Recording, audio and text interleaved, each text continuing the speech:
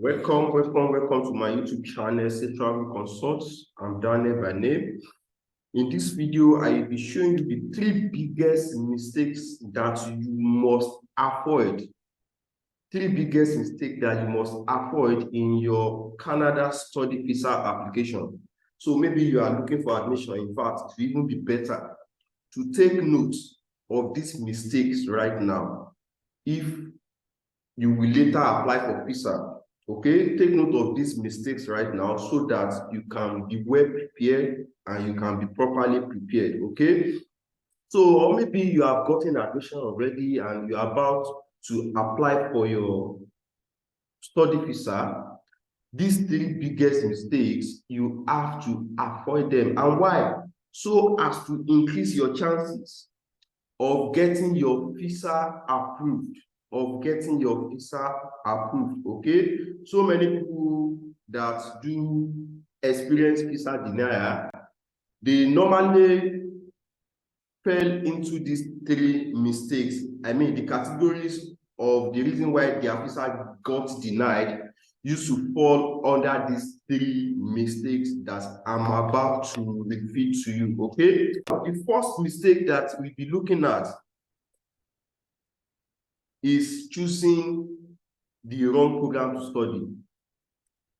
Choosing a wrong program to study. Okay, there are many ways through which you can commit these mistakes. Number 1 is by going for a program that is lower than your current education qualification. For instance, you are already a graduate or you currently have master's degree. You are now applying for diploma. You want to go for diploma. I see people making this mistake. Okay, I see people making this mistake, and when I ask them why, they will say diploma is cheaper. Okay, the diploma program is cheaper.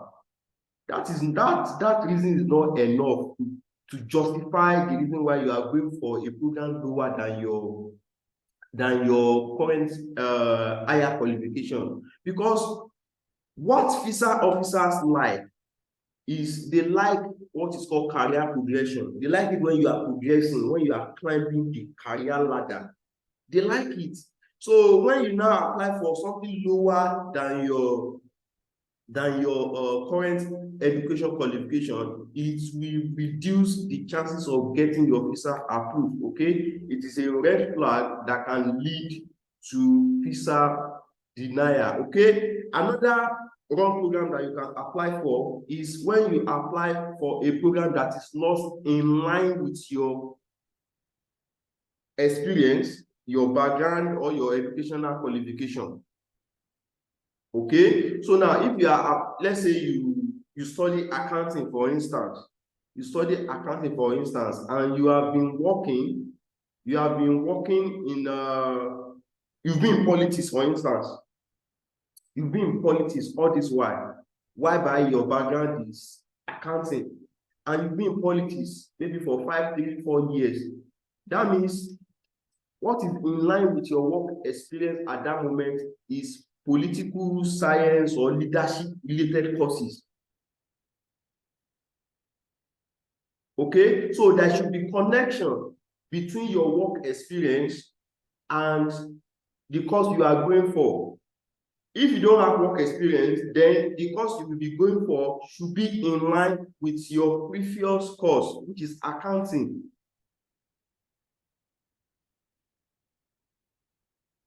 Okay, so there should be connection between either your previous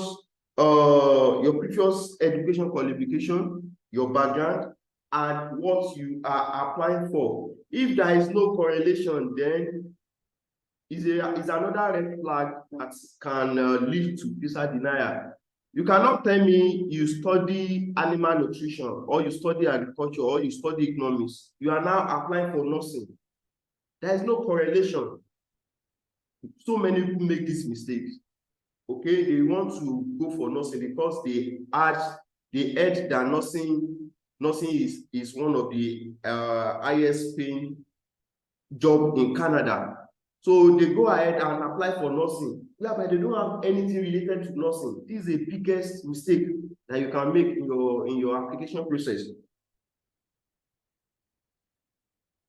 You should have something related to what you are applying for, either your education background, or your work experience background.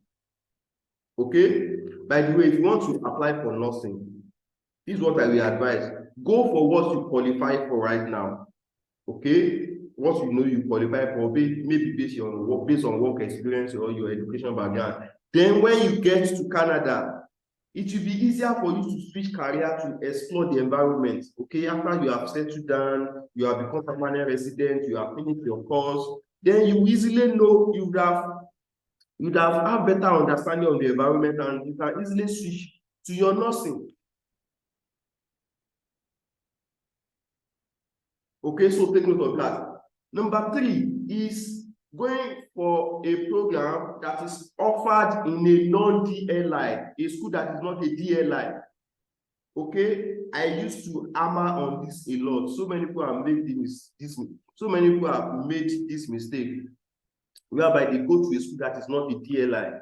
DLI means designated learning institute.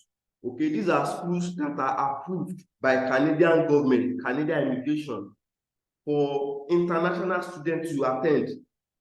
Okay, so your school must be a DLI, must be approved, must be an accredited school by Canadian government. Don't worry, if you want to know how to check if your school is a DLI, I will drop a link on how to check in the description of this video below. Okay, and also make sure that the program you are going for, or the school that you are going for, is postgraduate work permit eligible. This is very important. Postgraduate work permit eligible, PGWP eligible. What is the meaning of this? It means when you finish from the school, you will be able to secure your work permit after study. If you go to a school that is not a postgraduate work permit eligible, after your study, that means you will not be able to work. You have to go back to your country. Okay, so make sure that the school you are applying to is a DLI and it is postgraduate work permit eligible. These two are very key. These two are very key. If you go and attend a school that is not a DLI, your family might not be able to relocate with you.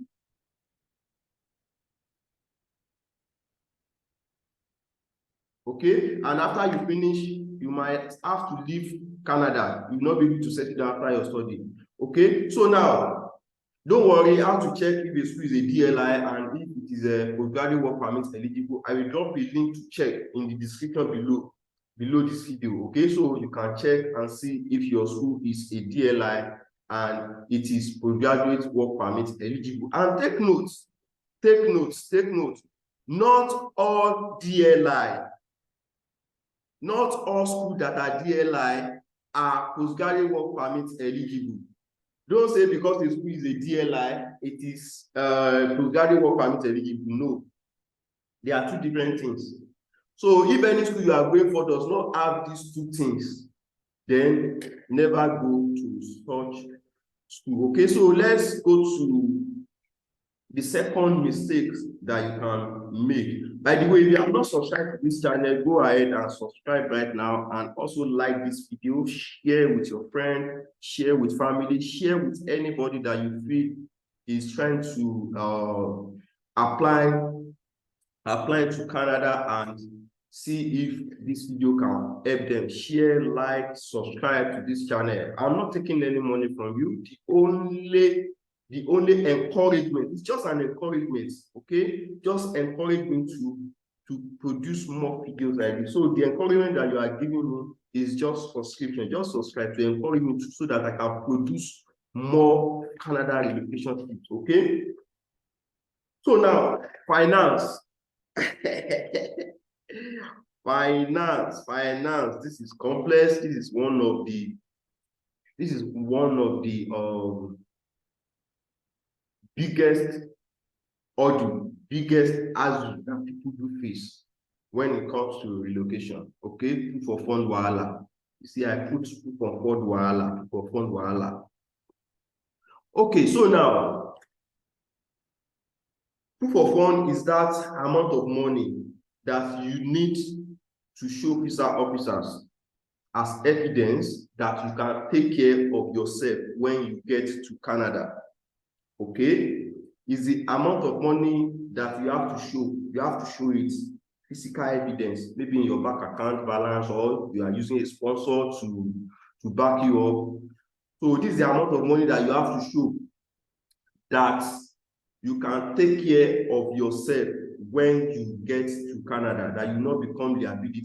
Okay, so, and how much is this money? It is 10,000 Canadian dollars if you are just if you are just the applicant. Okay, if you are just for single applicant, if you are just the only person going, you need 10,000 Canadian dollars. Okay, 10,000 Canadian dollars. If you are going with your spouse, that means you will need additional 4,000 Canadian dollars, making 14,000 Canadian dollars. If you are going with your kids, for instance, every kids for every kids, you will need additional 3,000 Canadian dollars. Okay, so let's say you are family of 4, for instance. The applicant, okay, maybe the father or the mother need 10,000 Canadian dollars. The spouse need 4,000 Canadian dollars, making 14,000. And for the 2 kids, 3,000, that's 6,000, making 20,000 Canadian dollars for family of 4. Okay, for family of 4. So that is proof of fund. And also you have to show, plus this 10,000 Canadian dollars or whatever amount you are showing, you need to show your school fees of 1 year. Okay, school fees of 1 year. You have to show that you have the school fees of 1 year. If you are paid out of the school fees, show evidence that you have paid part of it and add balance to the proof of fund. Okay, to the amount that you calculated as your proof of fund. Okay, for instance, let's assume just one applicant, for instance, that's 10,000 Canadian dollars, and your school fees for 1 year is 8,000 Canadian dollars. That means you have to show 18,000 Canadian dollars in your proof of fund. That's your school fees for 1 year, and the 10,000 Canadian dollars for the living expenses. They call it living expenses, the proof of fund itself. Okay, so these two made up proof of fund. Okay, the 10,000 Canadian dollars and your school fees for 1 year. Even if you are going for a program of 3, 4 years, 2 years, what you need is just evidence of school fees for 1 year. Okay, like I said, if you have paid deposits, you have paid part of it, just show the evidence that you have paid deposits, then the balance, add it to the 10,000 Canadian dollars. And also, you have to explain, or you have to show again how you will cater for the rest of the year of the program. Let's say the program is 2-year program. You have shown a year's school fees evidence that you can afford. You have shown that evidence of a year's school fees. Then for the second year, you have to show it to, or you have to make explanation that for the second year, this is what and what you are relying on to pay for the second year. Maybe you have a business back in your country, maybe you have a parent that is sponsoring you, maybe you have an uncle. You have to explain all of this in your SOP. Okay, all these explanations are done in the SOP, how you will sponsor yourself in Canada. Okay, but the main money that you have to show is the 10,000 Canadian dollars for just one applicant. Okay, if you are going with an applicant, we add 4,000 for every extra dependent, we add 3,000. Okay, I explained that earlier. Okay, if you are going with your spouse, extra 4,000 Canadian dollars. Every kids that you are going to with your dependent, 3,000. So now you have to avoid all of this, and for you to avoid wahala about this group of funds, you need planning. You need planning. It is not that once you get admission, you now start looking for money to put in an account so that you can use it for your visa application. No, that will resort to what is called lump sum. Lump sum means amount of money that your account has not seen before. Your account has not been credited with 15 million naira before. So now, when you got admission and you want to apply for visa, you now quickly go and borrow 15 million naira and you deposit it inside your account to use as proof of funds. This will lead to visa denial, because these people will know that you quickly go and borrow this money somewhere. This is not your money. Account that has not experienced flow of transaction of 15 million naira before. Just go and carry it, 15, don't. No, that's not how to do it. Okay, that's why I said there should be planning. Maybe is your business account or your personal account. You should be building this account gradually. The day of 1 million, the day of 500,000, the day of 1.5 million, the day of 200,000. Build it in the space of 4 to 6 months. That is the requirement. So they will know that the money is growing. Not that you suddenly dump 15 million or 10 million or 20 million.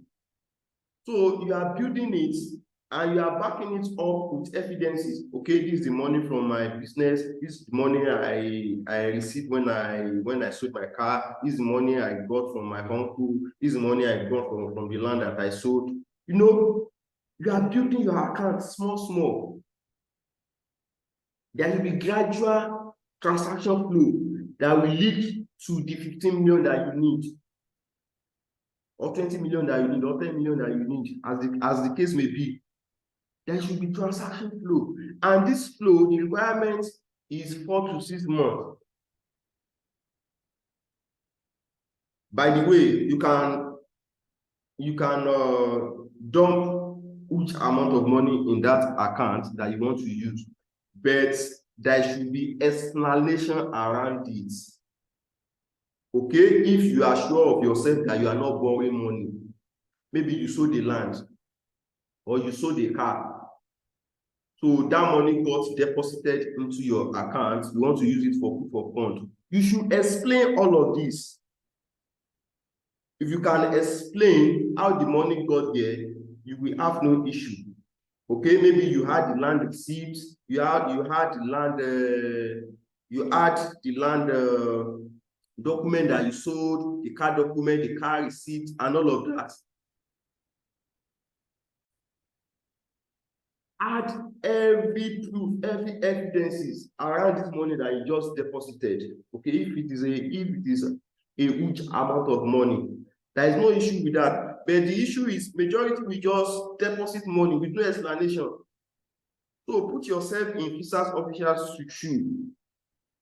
It just seems very huge amount of money in an account that has not been receiving such huge amount before. What will you think? You will think the person borrowed the money somewhere just to relocate to Canada, so that when you go to Canada, you will return the money back to the real owner. Okay, so take note of that. Okay, nobody is saying you can't, nobody is saying that you can't deposit huge amount of money in your account, but make sure there is explanation around it. Okay, and if you can't get a huge amount of money, grow your account gradually. Okay, grow it gradually. So at the time when you are looking for admission, you can be growing this account so that by the time you be applying for study visa, it will be already 4 months or 5 months. Okay, that transaction history would have been around 4 to that 6 months requirement. So that it won't be as if suddenly money just appear in your account while you are applying for visa. Okay, another issue that you should avoid is when you are using sponsor. When you are using sponsor, okay, you cannot just carry somebody from nowhere, maybe your family friend or somebody that is the one sponsoring you. Okay, just think about it. How can somebody that you are not related to, why is that person spending millions of naira on you when you are not related? So most time, the appropriate sponsor that you can use is somebody that is related to you. Maybe your uncle, maybe your father, maybe your husband, maybe somebody that is related to you, related by blood. Okay, it is very easier that way when you are using a sponsor. And this sponsor, you should be able to provide evidences of how you are related. Maybe picture with your uncle, maybe your uncle has paid your school fees before. I'm using an uncle as an example here. Maybe your uncle has paid your school fees before, maybe your uncle has sponsored you in a program before. You should show all of this, that this person has always been in support of your progress. He has been spending money on you. So this is not the first time he's spending money on you to go to Canada. So explain why he's sponsoring you. Okay, explain that he has been sponsoring you. Provide enough evidences.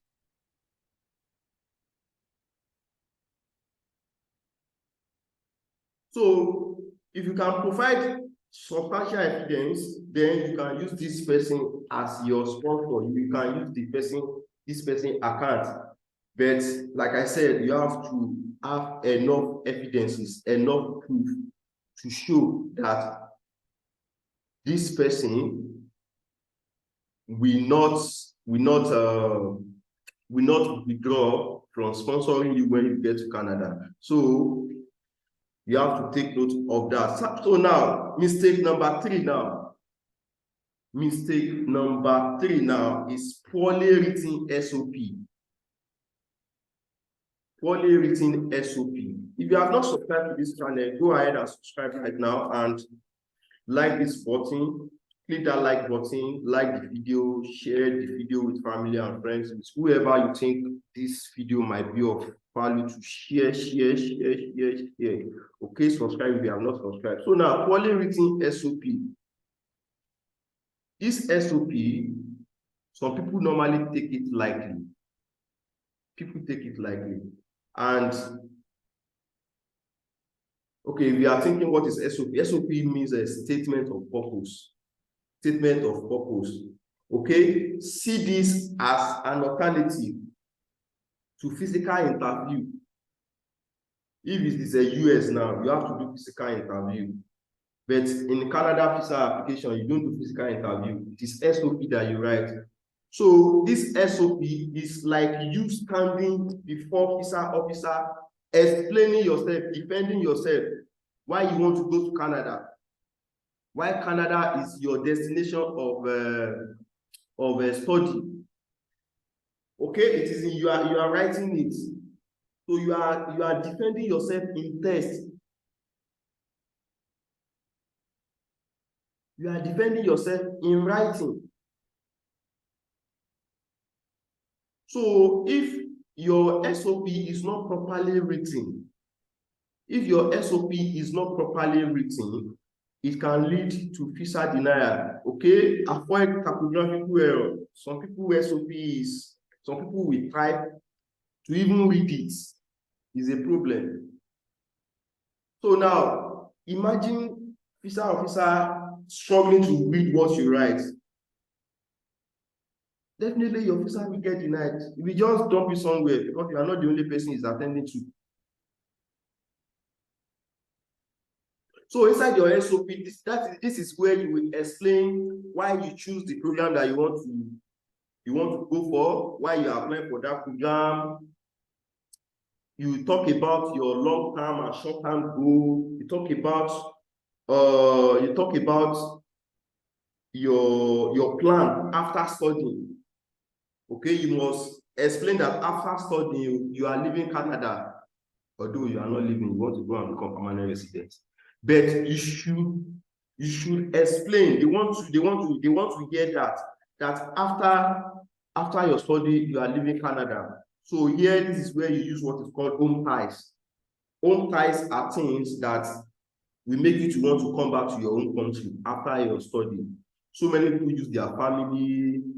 Okay, so many people use their family, that they have family back home, they have grandpa back home, they have business back home, they have employment back home, they have investments, landed property, and all of that back home. So this will definitely make them want to come back after their study. So you have to include all of this in your SOP, explaining that you will come back after your study. SOP is not something you write in a day. You sit down and follow every step, make it comprehensive. Okay, you have to explain why you choose Canada. Why did you choose Canada? Okay, for instance, you want to study political science in a university in Canada. The same political science is being offered in the university in your country. Why did you choose Canada? Why did you study political science in your country? Why are you going to Canada to study political science? You have to explain why. Why are you choosing Canada? Why did you choose the program that you are going for?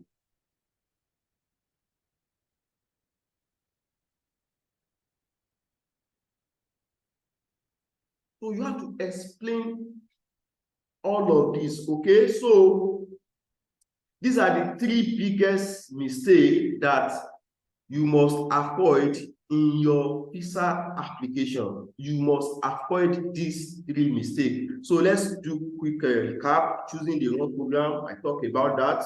Going for a program that is not in line with your background, going for a program that is not offered in a DLI, and all of that. Proof of funds, okay, this is about the money that you will need. Okay, the money that you need to sustain yourself in Canada. Okay, show evidence that you have the money is what this is all about. And SOP, this is like interview. You are standing before visa officer defending why you have to go to Canada, why you choose Canada, and all of that. Okay, so if you have not subscribed to this channel, please go ahead and subscribe right now. And if you have not clicked that like button, like this video as well. If you have any question for me, drop your question in the comment as well. Okay, and if you need guidance, maybe you don't know how to write SOP, you don't know how to secure admission, you don't know how to process your visa, you need guidance. There is a package that I will recommend for you. The package is called JAPA System. JAPA System will show you every step, every guidance that you can follow without paying any agent. So when you get JAPA System, it's like turning yourself to an agent, doing your processing by yourself. So JAPA System will show you every step that you need to follow to get a school, to process visa, everything that I've been talking about, how to arrange yourself professionally. Okay, like I said, you are turning yourself to an agent when you get JAPA System, how to relocate with your family, how to go about securing scholarship, how to go about getting supervisor. Maybe you are going for a master's program and you are looking for supervisor. SOP templates that you can easily use. You just carry the templates, carry it, and be editing it to your own circumstance. Okay, you tailor the SOP template to your own situation. Okay, JAPA System has made everything easy for you. Okay, and if you have questions while you are in the process of using JAPA System, there is a support channel for that inside JAPA System, so that you don't get stuck. There will always be somebody to attend to you, to put you through, so that you don't get stuck while you do the processing by yourself. So if you want to get that Japa system, I will drop a link in the description below this video. Okay, the link to know more and get Japa system is below this video in the description. So go ahead and click it and get the Japa system so that you can have a proper professional guidance so that you don't make mistakes. Okay, it is not easy. It's not easy after you have done all what you know. At the end of the day, all the effort, money wasted, you go back to square one, struggling. Okay, why not get a professional guidance? Why not get somebody that has been through it before to show you how to go through it? That is what Japa system is all about. Okay, we don't want you to struggle. We want your relocation process to be seamless. That is why we put together Japa system. Okay, so thank you for staying to this moment. See you in my next video.